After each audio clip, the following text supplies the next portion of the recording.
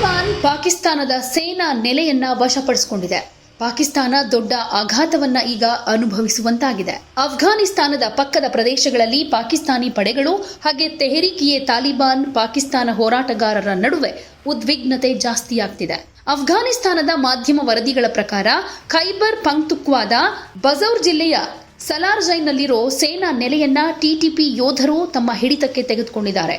ಅಫ್ಘಾನಿಸ್ತಾನದ ಪೂರ್ವ ಪಕ್ಟಿಕಾ ಪ್ರಾಂತ್ಯದಲ್ಲಿ ನಿಷೇಧಿತ ತೆಹರೀಕ್-ಇ ತಾಲಿಬಾನ್ ಪಾಕಿಸ್ತಾನದ ಶಿಬಿರಗಳ ಮೇಲೆ ಪಾಕಿಸ್ತಾನದ ವೈಮಾನಿಕ ದಾಳಿಯ ನಂತರ ಟಿಟಿಪಿ ಯೋಧರು ಪಾಕಿಸ್ತಾನದ ಮೇಲೆ ಯುದ್ಧ ಘೋಷಿಸಿದ್ರು.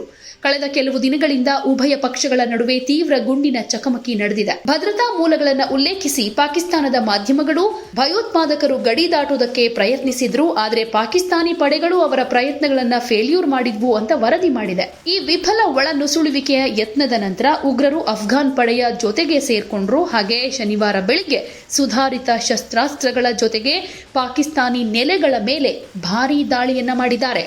ಅಫ್ಘಾನ್ ಪಡೆಗಳು ಹಾಗೆ ಉಗ್ರಗಾಮಿಗಳು ಗೋಜರ್ಹಿ ಮಾತಾ ಸಂಗರ್, ಕೋಟ್ ರಾಘಾ ಹಾಗೂ ತಾರಿ ಮೆಂಗಲ್ ಸೇರಿದ ಹಾಗೆ ಅನೇಕ ಪಾಕಿಸ್ತಾನಿ ಗಡಿ ಪೋಸ್ಟ್ಗಳನ್ನು ಗುರಿಯಾಗಿಸಿಕೊಂಡ್ರು. ಈಗ ಸಲಾರ್ಜೈನ್ನಲ್ಲಿ ಸೇನಾ ನೆಲೆಯನ್ನ ವಶಪಡಿಸಿಕೊಳ್ಳೋದು ಟಿಟಿಪಿಯ ಪ್ರಮುಖ ವಿಜಯ ಅಂತ ಪರಿಗಣಿಸಲಾಗಿದೆ. ಸೇನಾ ನೆಲೆಯನ್ನ ಸ್ವಾಧೀನಪಡಿಸಿಕೊಳ್ಳುವ ವಿಡಿಯೋ ಕೂಡ ಸೋಷಿಯಲ್ ಮೀಡಿಯಾದಲ್ಲಿ ವೈರಲ್ ಆಗ್ತಾ ಇದ್ದು, ಇದರ ನಡುವೆ 2 ದಿನಗಳ ಹಿಂದೆ ಅಫ್ಘಾನಿಸ್ತಾನದ ಪೂರ್ವ ಗಡಿ ಪ್ರದೇಶದಲ್ಲಿ ಪಾಕಿಸ್ತಾನ ವೈಮಾನಿಕ ದಾಳಿ ನಡೆಸಿತ್ತು. ಈ ದಾಳಿಯಲ್ಲಿ ಮಹಿಳೆಯರು, ಮಕ್ಕಳು ಸೇರಿದ ಹಾಗೆ 48 ನಾಗರಿಕರು ಸಾವನ್ನಪ್ಪಿದ್ದಾರೆ ಅಂತ ತಾಲಿಬಾನ್ ಸರ್ಕಾರ ಹೇಳಿಕೊಂಡಿದೆ. ಈ ದಾಳಿಗಳಿಗೆ ಪ್ರತೀಕಾರ ತೀರಿಸಿಕೊಳ್ಳೋದಾಗಿ ತಾಲಿಬಾನ್ ಎಚ್ಚರಿಕೆ ಕೊಟ್ಟಿದ್ದು, ಈಗ ಪಾಕಿಸ್ತಾನದ ಸೇನಾ ನೆಲೆಗಳನ್ನ ವಶಪಡಿಸಿಕೊಳ್ಳುವ ಮೂಲಕ ತಿರುಗೇಟನ್ನ ಕೊಟ್ಟು ನಮ್ಮ ತಂಟೆಗೆ ಬಂದ್ರೆ ಹುಷಾರ್ ಅನ್ನೋ ಮೆಸೇಜ್ ಅನ್ನ ರವಾನಿಸಿದ್ದಾರೆ.